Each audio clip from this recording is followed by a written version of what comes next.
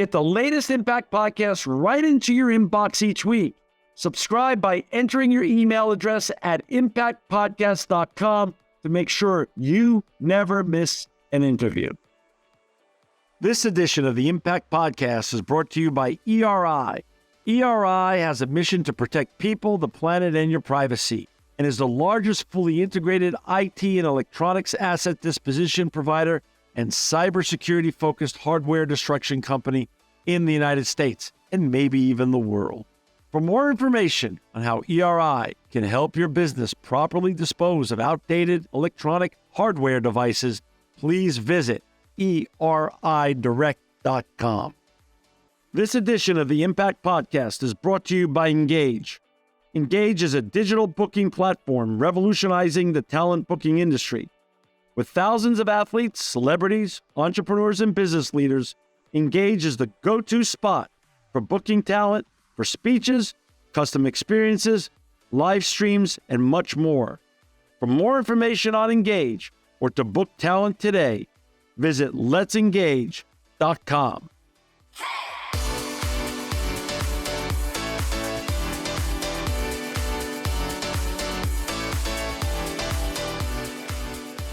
Welcome to another edition of the Impact Podcast. I'm John Shigarian, and I'm so honored to have with you today Paul Augustine. He's the head of sustainability for Lyft. That's right, Lyft, L-Y-F-T. Welcome, Paul, to the Impact Podcast.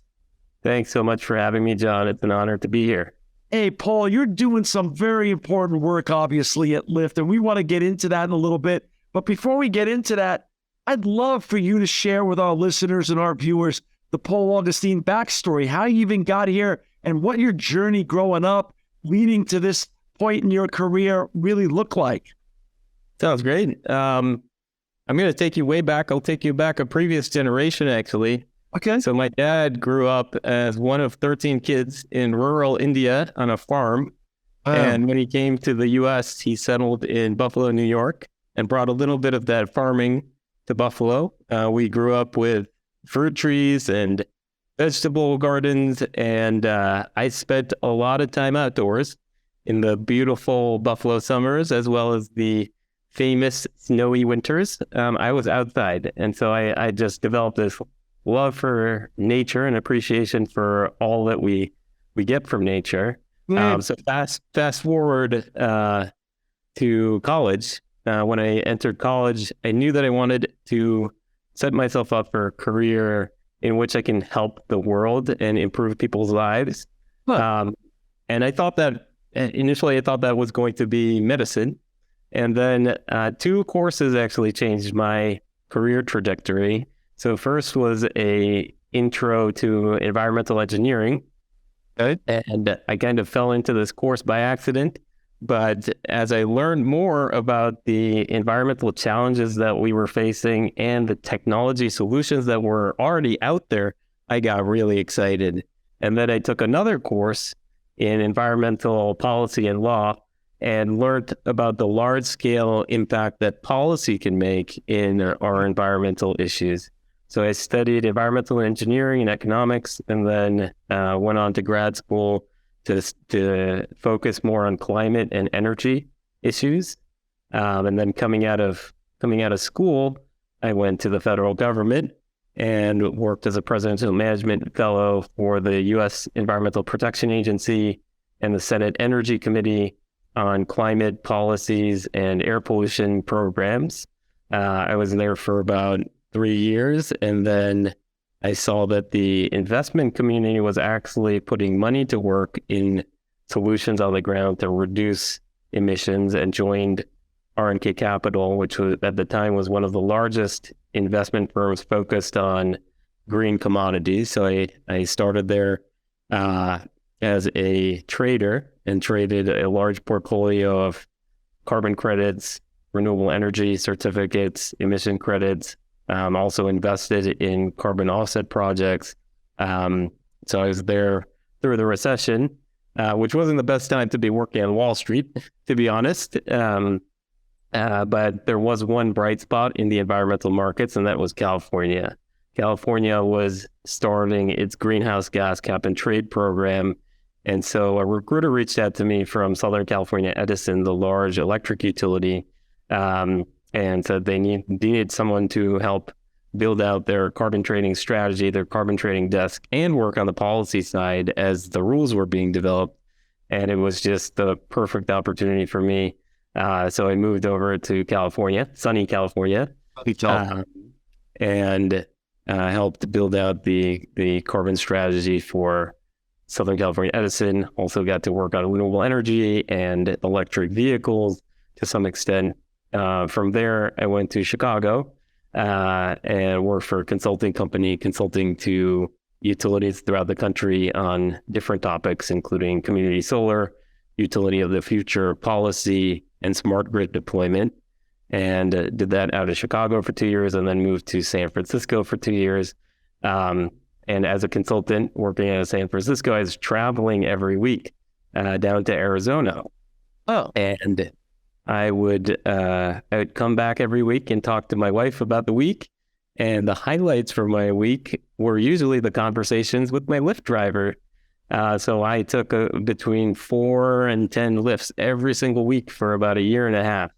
And it was really this deep connection to the Lyft drivers and learning about their stories and the different walks of life that they were coming from.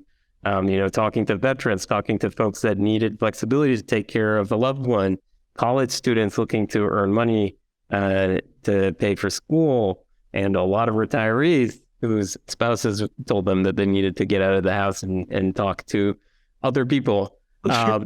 And that really made me, I had already been following Lyft as a company because of its values, and the connection with the drivers was really what brought me to Lyft, as well as the opportunity to make a large scale impact in terms of transportation emissions. Well, first of all, I want to unpack a little bit of your past, and we're going to go into Lyft. And so, a couple of things. Back in rural India, what were your grandparents and relatives farming back there? Yeah, so they had this is fresh in my mind because I was just there at the farm that my dad grew up on. So they had a variety of crops. The cash crop there was rubber. They also had coconut, pepper, and a host of other things as well. Did some of your relatives, brothers, sisters, or cousins take over the family business and are still in it? Yeah, so my uncle is still there, running the farm. And what did Dad become when he moved you guys to Buffalo? What was Dad's profession? Dad became a doctor. Okay, that's why you were sort of headed towards medical. Yeah. And you were there was a little bit of pressure from him. We had a number of long conversations, and my older sister didn't help. She also went into medicine, so I had to have a lot of long conversations with my dad about other professions. And that's sort of normal. I mean, if right, and you're in, that's normal. That's a normal thing. And you're very humble, obviously. But when you talked about your formal education, which got you on this wonderful trajectory, I just want for our listeners and viewers to understand, went undergrad to Yale, then master's at Columbia. Two of the greatest institutions in the United States. But what it set you up for, really, the education is you've had a very versatile career and really got to touch so many areas in the sustainability field that made you so qualified for this wonderful position that you now have. Yeah, I was really fortunate to have a lot of really great professors and mentors over the past couple of decades, including while I was at school, that helped shape the trajectory of my professional life. Yeah, good for you. Good for you. And so what a wonderful connection to connect with the drivers and that lead to this, that's such a great storyline, but it's so true though, because really we connect with brands in different ways, and to have such a great experience on a week by week basis, not just one unique anomaly of a driver, so many wonderful experiences leading you to really fall in love with the brand and making you want to be a part of that brand. That's a real great storyline. I like that a lot. I don't hear that a lot, actually. I don't hear that a lot. So talk about now, what year did you get this wonderful position of head of sustainability at Lyft? And were you the first head of sustainability there? So I was not the first head of sustainability. So my predecessor, Sam, joined Lyft in March 2018. And then I joined Lyft about 6 months later to build out the sustainability program. And I have stuck around long enough to take the reins over and build this into a broader and more comprehensive sustainability program. I'm always interested when you walk into what it was, relatively speaking, compared to GM or compared to Pepsi or Gillette. Lyft is a relatively new brand. It's part of our new generation of brands.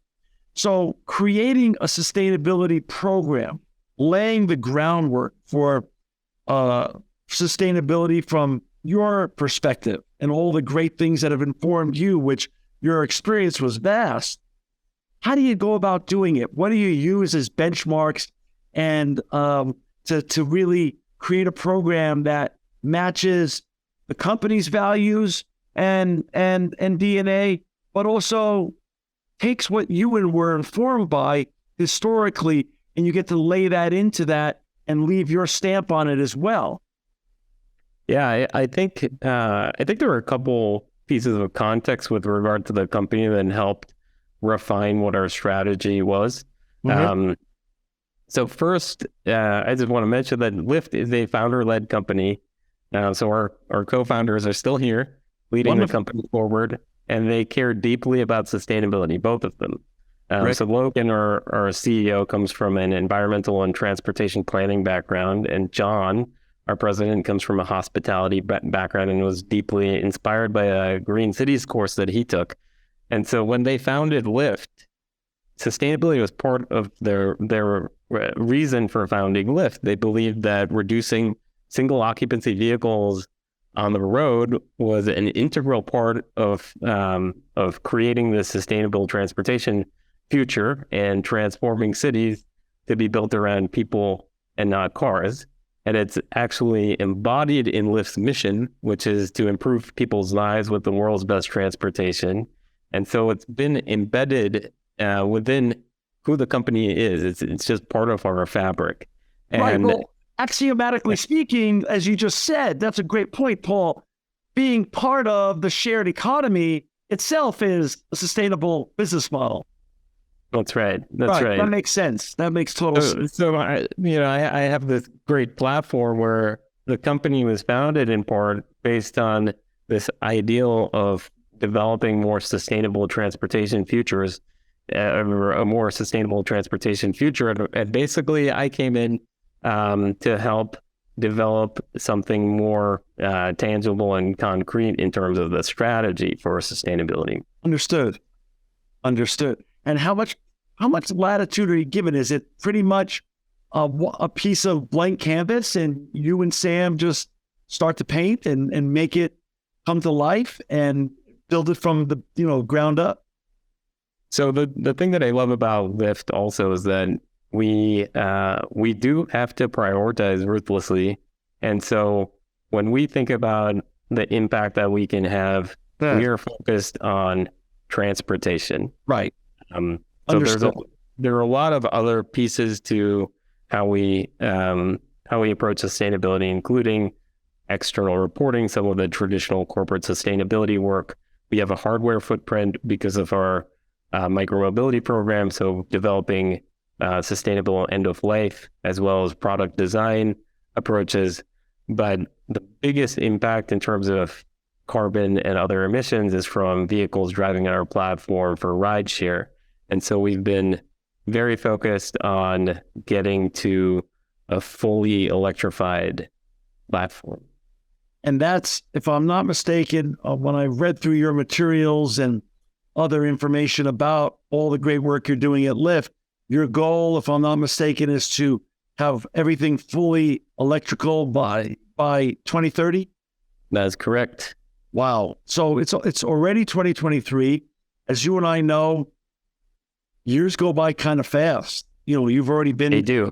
It really does. I mean, and So 7 years sounds long in one respect, but actually isn't that long. So how are you working towards that very bold and virtuous goal? So there are a number of ways that we're approaching this. So first, we know we can't do this alone. We know there's a broader systemic change that needs to happen. So one area that we've been focused on has been on policy. So advocating for the policies that are going to help the entire economy switch to electric vehicles. And we've seen a lot of progress at the federal and state level just in the last couple of years. So we're really excited about that. Another area that we've been focused on has been the rental program. So currently most EV models are, $40,000+, which puts them out of reach for many Americans generally, and many Lyft drivers. So one thing that we have focused on in terms of an easier access point for drivers has been a flexible weekly rental program that we have called Express Drive, and onboarding EVs into that program. And then another area that we've been focused on, and I'm really excited about the fact that we were able to launch some new EV offerings in December of last year to help get our drivers into EVs, including an incentive for drivers in certain markets to drive EVs, a charging discount for public fast charging, and then a discount for home charging infrastructure. Wow. So let's unpack that a little bit. So these are bold goals, and these are great landmarks that you've created to make this goal a reality. When you go to bed at night and you lay in bed and you're thinking about the path ahead, what keeps you up? What's the biggest sticking point in these issues to actually making this a reality by 2030? So there are a lot of challenges that we need to overcome. 7 years is a very short timeline, and it does keep me up at night sometimes. Right. We're essentially trying to overcome some of the biggest challenges in transportation. This includes 100 years plus of marketing that equates car ownership to freedom, and also 100+ years of folks getting comfortable with using gasoline to power their vehicle. It's going to take a lot of effort in order to change personal behaviors and comfort with this new technology. The thing that excites me, though, is we're working on the ground to solve for wide-scale adoption of EVs. In order to be successful in meeting our goal, we need to bring EVs to everybody. This is an equity challenge that we're facing. When I look at the demographics of our drivers, over 70% of them identify as minorities, and nearly half of our trips start or end in low-income communities. So these are the people and the places that have been left out of the EV transition and the broader clean tech transition. So I'm excited about the fact that we have to work on democratization of this technology. We need to find ways to provide access to these expensive vehicles. So that this includes the rental program that I mentioned, and we need to provide access to EV charging in areas that haven't received charging to date. It's interesting. And going back to what you just said, given that we're both Armenian, we both come from immigrant roots. Not only was owning a car equate to freedom, it also was one of the trademarks of success, of actually making it here. Whatever the American dream used to be, there was one of those check marks that, okay, home, car, etc., color TV, whatever that list was or used to be, it was. But that you bring up a great point about equity. Is America as a whole, both federally and on a state-by-state basis, moving fast enough on a policy basis to help you as a private enterprise achieve your goals? It's never fast enough. Okay.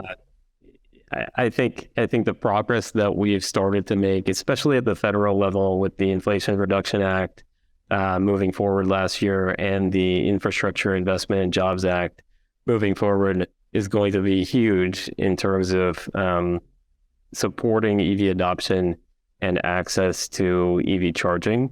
There's a lot more that needs to be done. And what we're trying to do as Lyft, we have a lot of data, is we're trying to support smart decision making from the government in terms of where is their demand, where are drivers going to be, where do they live, in a way that protects the driver data, but also helps inform decisions in terms of where billions of dollars of public money is going to be invested. So we're trying to partner with governments in order to help accelerate this transition to a electrified future and make sure that public money is getting the most bang for the buck. That's a fascinating issue. Since you have such a great reputation of having worked on both sides of the aisle, actually all three sides of the aisle, what I would call three sides: finance, as a public servant for the government, and now for a company, a for-profit company. Are you then called upon by government officials to inform them, like DOE and DOD, DOE and DOT, to give them feedback on their before they come out with their final decisions on how things could be better if they approach their legislation or alter their legislation that they're contemplating? Are you one of those key people that they talk to on a regular basis? There's a lot of public stakeholder engagement going on right now as the implementation rules are being set, and so we are trying to engage directly to help inform and provide insight, because we have been working on this electrification journey for years now, so we have a lot of on the ground experience and lessons learned, which we do try to share with policymakers. As a competitive advantage, sustainability can be a powerful tool. Paul, is it a competitive advantage over your competitors to announce this kind of bold vision and begin executing on it as compared to any of your other competitors who might not be that forward thinking? So I'll say that when we made this commitment to 100% EVs back in 2020, we made this commitment because we wanted to drive our competitors forward. We also wanted to be a catalyst for change for other private sector entities, so including industries that we aren't participating in, auto manufacturers, rental car companies, and others. We wanted to create this path for others to follow. So what I'm really excited about is that our largest competitor followed our lead a couple months later and made a similar commitment. And now it's basically a race to the top, not a race to the bottom. And so we're excited. We're not scared or disappointed that this is not a competitive advantage for us within our industry. We're excited about racing to the top and doing what's best for drivers, for the communities that we serve, and for the planet. I love that, because Paul, you're and for those listeners and viewers who've just joined us, we've got Paul Augustine with us today. He's the head of sustainability for Lyft. To find Lyft and to find Paul and his great colleagues and the important work they're doing with electrifying making their whole fleet electric by 2030, you can find them at www.lyft.com. You're a new breed of leader, though, Paul. The leaders in business used to be Game of Thrones. It used to be zero-sum game. But you're that new breed of leader that leads by being inspirational and aspirational, and hopes that others, both direct competitors and others in adjacent or non-adjacent industries, follow, because you realize, and obviously you're brilliant enough to realize that It's not a zero-sum game. We all live on one planet. Nobody wakes up hoping that they drink, worse water or breathe worse air than they did the day before. Everyone wants their children and grandchildren to have a better planet than they had. And that's wonderful that your inspirational leadership paid off by having both a direct competitor and others start making similar commitments. And that's part of a new generational type of business leader. And I really applaud you for that. And that's a wonderful way to be, because so many other people see business still as zero sum, Game of Thrones. If they're doing better, that means we're doing worse. And that's not the reality when it comes to sustainability or circular economy, or really making the world a better place. Yeah, John, I think that is one of the biggest lessons that I've learned from my career, between working in government, nonprofits, in different private sector industries, is that we can't look at each other from a competitive standpoint or from a cynical view of each sector. We really do need to work together in order to solve these issues. Transportation is the biggest contributor of greenhouse gas emissions in the U.S. If we're serious about addressing climate change, we have to decarbonize transportation, and we have to do it quickly. I frankly, having been in the space for a while, and you as well, and I'm deeply concerned about where we're headed in terms of the climate. I studied climate science almost 20 years ago, and some of those climate models are coming into fruition where we're seeing tens of billions of dollars of damage, extreme weather events. If we don't move with a sense of urgency and work in partnership and collaboration, we're just not going to meet the goals of stabilizing the climate. Yeah, I agree with you. I mean, just an order of magnitude for our listeners and viewers and my sake, how many cars does Lyft have on the road?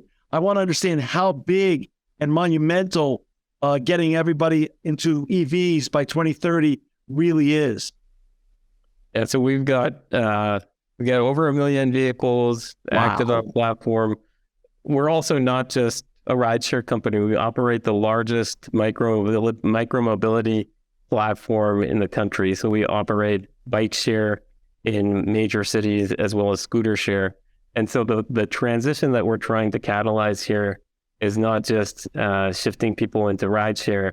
What we're trying to catalyze is getting people out of personal car ownership into other low carbon modes of transportation, which includes shared bikes, shared scooters, transit, as well as clean rideshare. That's wonderful.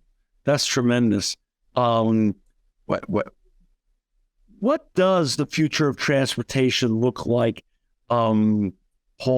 Not only like you said, not only with regards to just scooters and bikes and cars. Give us a little glimpse on what you foresee things are going to look like by 2030 and beyond. Yeah, it's interesting to just talk to young people these days. And I think the mindset, getting back to our earlier discussion around car ownership, the mindset has changed. Yeah. Younger people, some of them, don't feel a need to get a driver's license. Owning a car is sometimes seen as more of a burden than a benefit. And I think we're going to continue to see these trends. And where it leads is basically a transportation future that is shared, electric, and multimodal. And I believe Lyft is leading the way in this transformation by offering a convenient alternative to car ownership, by investing in expansion of electric vehicles, by operating and expanding shared bikes and scooters, and linking everything together in one app. In one app. Wow. That's exciting. That's exciting. Are apps a big part of the future of Lyft in terms of technology, interrelating technology, both the technology in our hand with transportation? Is that going to continue to be a connective tissue between the future of transportation and getting us more motivated to get out of ownership and into the shared economy? Yeah, I mean, this is another challenge that we face right now. If you own a car, it is very easy for you to just get the keys, hop in your car, and drive, right? And fuel it if you need to fuel it. So we need to compete with that. So we need to have something that is equally reliable and convenient to that. And I think that is basically what we are developing here and expanding at Lyft. With regards to sustainability, the macro vision of sustainability, Silicon Valley is a hotbed of wonderful and super smart folks like you.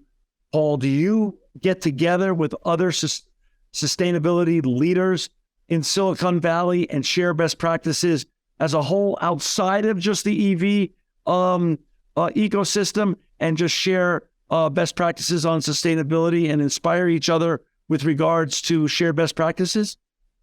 I think, you're part of the sustainability community. I think that's one of the great things about sustainability professionals.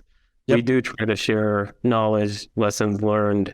It is a highly collaborative environment. So there are a number of forums and groups that are pulled together by nonprofits, for example, that pull together tech companies and others as well, where we have the opportunity to share lessons learned.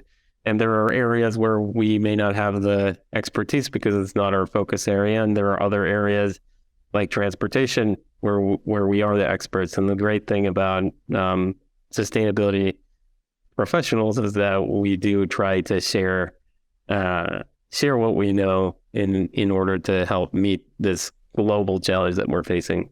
And every year, do you guys put out an impact and ESG report? We do. So that was something that we developed back in 2020 was our first report. We've been releasing our annual environmental social governance report since then. And what month do you typically put it out? The last year we released it, I believe, in August. So we'll probably release it again in August this year. In August, got it. What's besides getting everybody electric on your platform by 2030? What else can you tease or share or excite our listeners and viewers about? What's next for Lyft, Paul? Yeah, so a couple other areas that we are focused on. One is providing data to Lyft business customers. So Lyft has a number of business partners where they sign up for a Lyft business account and let their employees use our services to get around. One key aspect of making better decisions on sustainable practices is better quality data. So the Lyft rides are part of Scope 3 emissions. So providing an easy way for our Lyft business partners to access that data will hopefully allow them to make better decisions in terms of their Scope 3 emissions. And they will also be able to track how we're doing in terms of decarbonizing our platform. So it's also part of our efforts to keep ourselves accountable and make the data transparent.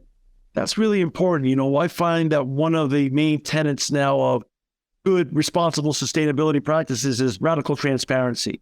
So you're saying that if I was the director of sustainability or chief sustainability officer at Goldman Sachs, and Lyft was our chosen vehicle company to transport our employees, you'd create a dashboard for us so I can have a daily dashboard to see what kind of usage we're doing with Lyft and time of day, length, carbon emissions, and everything. All the algorithm points that we were interested in tracking at Goldman Sachs or whatever company it would be.